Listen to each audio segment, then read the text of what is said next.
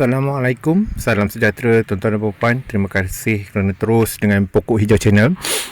Topik kali ini saya nak tunjuk macam mana kita gunakan hash trimmer. Saya gunakan hash trimmer brand Kase. Ini brand Cina saja, murah saja dalam 6700. SLP 600 dalam 6 kilo lah dia punya berat bersih. Kalau campur dengan minyak mungkin dalam 6 kilo lebih. Agak berat, cuma sebab saya beli yang jenis besar dan panjang ni. Dan amat mudah kita gunakan. Okey. Kalau nak mula nak start dia pun mudah saja. Selepas kita tekan button on, okey, di belakang plastik warna kelabu ni dia ada satu macam belon minyak. Kita tekan kat situ untuk push minyak masuk ke dalam carburetor dan kita boleh start engine dia. Dia sangat mudah kan? Okey, boleh start.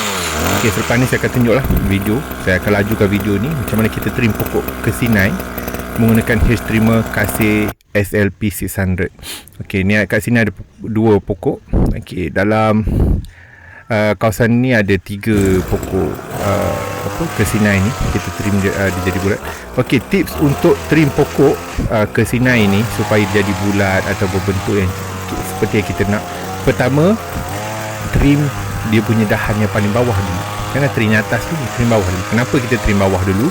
Kerana bila kita trim bawah dulu, daun akan jatuh ke bawah. Kalau kita trim dan terus ke tanah. Kalau kita trim di atas, pokok daun tu akan memenuhi gumpalan dekat bawah tu nanti, dahan-dahan dekat bawah nanti kita kena bersihkan dulu baru kita nak potong. Okey. Ni saya tersilap tadi, dekat bawah ada lagi satu rupanya, kecil. Okey. Kita trim dia. Okey, nampak macam mudah tetapi perlukan masa untuk tuan-tuan dan puan biasa pakai mesin ni lah. Sebab dia agak berat. Dan bagusnya dengan hash trimmer ni, hash trimmer petrol ni, kita boleh terbalikkan dia, sengitkan dia, dia tak ada masalah. Dia boleh hidup, carburetor dia tak ada akan rosak, minyak dia pun takkan akan tumpah dan sebagainya. Okey, dari segi minyak, hash trimmer ni macam mesin rumput, macam blower dan yang mesin-mesin lain yang pakai minyak tuti. Kita kena campurkan dengan minyak tuti. Kalau tuan-tuan dan perempuan nak beli dan tak tahu nak campur minyak tuti macam mana, saya ada buat tutorial sebelum ni macam mana nak campur minyak petrol dengan tuti, boleh tengok di sana.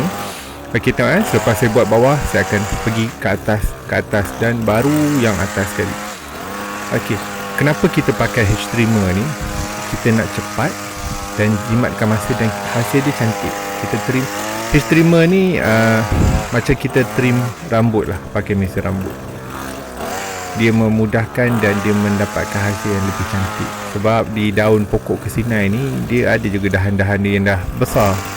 Dan kalau kita pakai gunting, sebelum saya pakai beli mesin ni, pakai gunting manual, akan makan masa kalau nak buat 3 pokok 4 pokok di kawasan ni, 1.5 ke 2 jam. Sangat-sangat lama dan memang lenguh tangan. Untuk tuan-tuan dan perempuan ni yang rumah ada pokok macam ni, bolehlah beli mesin ni.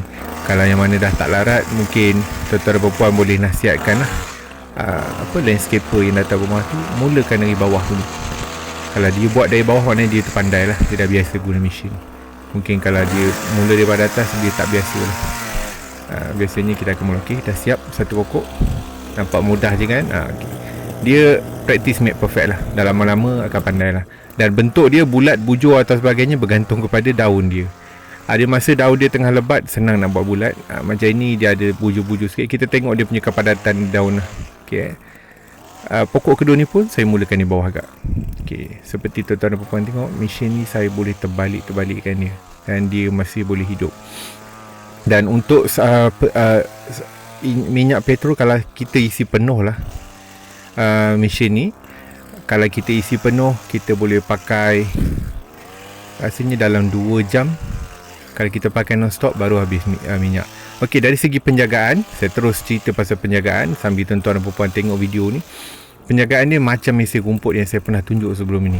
Selepas tuan-tuan dan perempuan pakai, kalau tuan-tuan dan perempuan jenis pakai sebulan sekali, saya nasihatkan keluarkan minyak dia selepas penggunaan, kosongkan dan start enjin, biar dia mati sendiri. Maknanya carburetor tu kosong sepenuhnya dan simpan. Dan dia bila simpan, tuan-tuan dan perempuan tak perlu nak cabut plug ke apa, tak ada masalah. dia boleh hidup, tak payah cabut plug.